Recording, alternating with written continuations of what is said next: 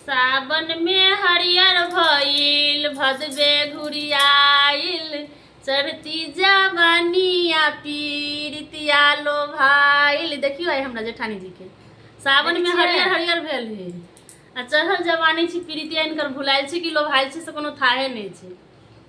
इनका बात में नहीं रहा, इनकर बात बड़ फॉल्स रहा है। अहाँ के बुझाया त अहाँ सब कमेंट करके जरूर बता। देखियो आई हरियर सावन चढ़ी के छी लेकिन आई हरियर भ गेल छै, ताहि दुआरे हम कहले सावन में हरियर भइल भदबे घुरियाइल और चढ़ती जवानी इनकर पीरितिया भुलाइल छै।